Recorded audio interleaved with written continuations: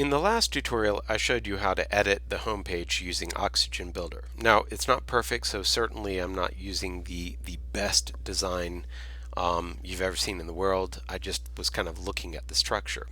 Now, I'm going to look at something else which I think is really great, which is a way to make this a little bit nicer when it comes to the way that your Oxygen Builder looks.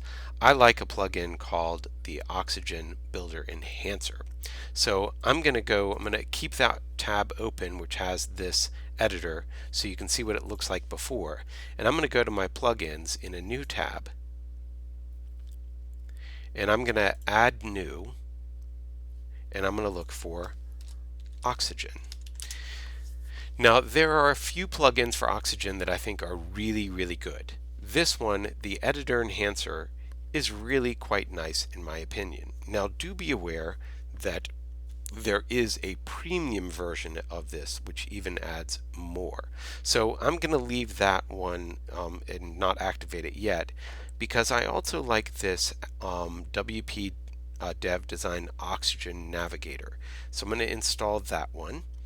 And then if you go down, there's a couple other things that are pretty good.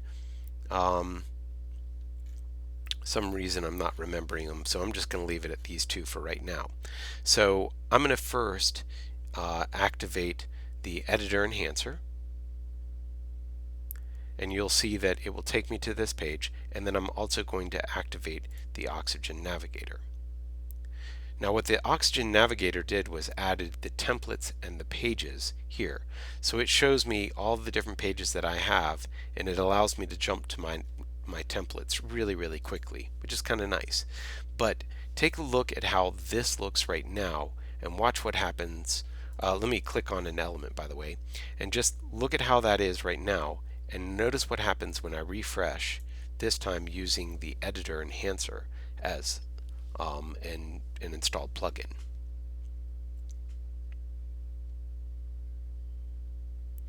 So the Editor Enhancer has changed a few things. You'll see things are a little bit differently organized here, but it's got a nice little preview button that's been added, which allows you to jump to the preview of that page at any time. But when you select an element, you'll notice that things look a little bit different over here as well.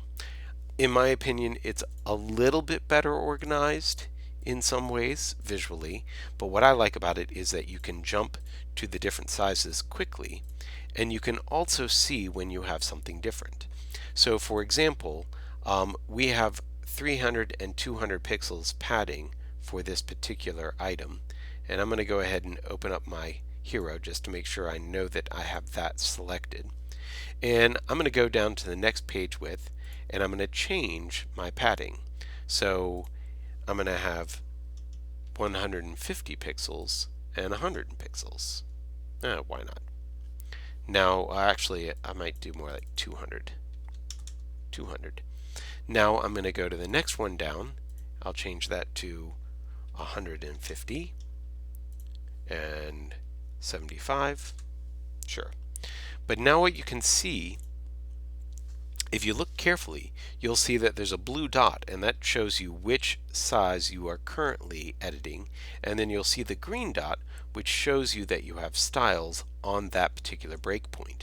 Now you can go and clear those from the breakpoint just by bringing down the traditional box and then clicking on that, which means now I've jumped down to the 992 breakpoint, but it no longer has styles applied to that breakpoint.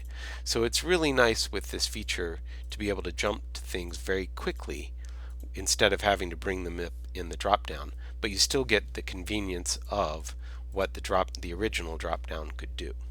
So just a really nice feature that I like with this particular editor. Now there's a couple other things, of course, that you should be aware of. One of those things is when you come into the adding something, you'll see that it's reorganized these with a little bit more streamlined process here, which is kind of nice. Now let's take quickly a look at one other feature which we definitely should do, and that feature is to create reusable elements. So when it comes to reusable elements, you can take anything that you have, like right here, this hero. I can say I would like to save as a reusable element. So I'm now going to call it reusable, and I'll call it my hero, and hit OK. And now you'll see that this is a reusable element. And right now it doesn't really say what it is, so I usually rename these. So this is my hero, or I might even select all of it and just do hero, and I'll uppercase, which is what I use for structure. I'll go ahead and save that. And now what's great about this is that when I go and view the page, everything looks exactly the same, right?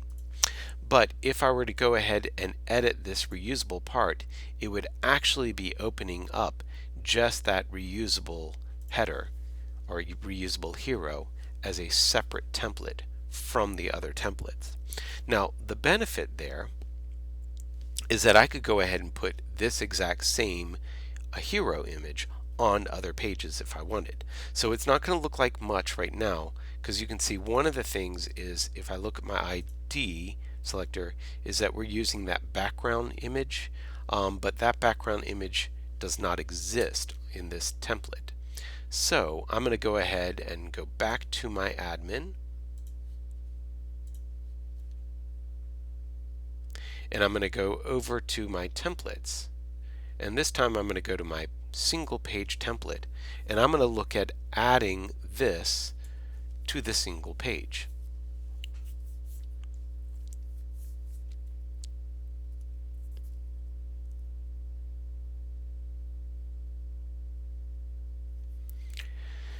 Now I'm on the single page. You'll see that it's viewing the home page, so I might use a different page instead of the home page as my one that I'm using. Now I'm going to insert that reusable element to the top of my page. So I'm going to come down to reusable, and then you'll see my reusable hero. I'll click on it and do a single version of it. And right now it's edited, it's put in, whoops, I meant to hit the next thing over. It's below my content, so I'm going to go ahead and throw that up above my section, or maybe throw my section below. There we go. And it would be really nice if these names would last, but they don't, so I'm going to call that my hero again. Now, here's one of the things about this hero that I really didn't think about, and that is that I really want this hero to open up or show only if there is a featured image. So I'm going to go ahead and save this real quick. So it has saved that in the page, and you'll see right now it is showing that I do have a hero with the image. And if I edit this page, I'm going to go ahead to my featured image, and I'm going to replace this, remove that image and update the page. And then I'm going to view the page itself. Now the problem is that it's still showing me that big black background, and it's still showing me the text. And one of the things that's great about Oxygen is this thing called conditions, which allows me to hide this entire thing if I don't have a featured image. So if I open up that reusable featured image or featured hero,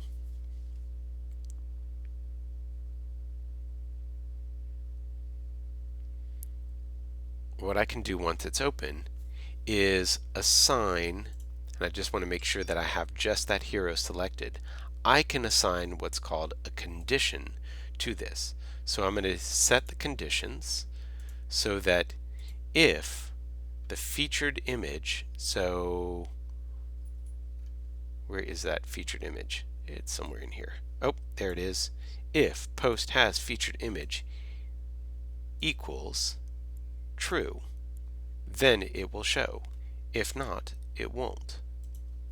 So let's save and go ahead, and I'll refresh on that mission, and you'll see that has completely gone away. Now if I edit the page and I add that featured image back in, it doesn't matter which one I use,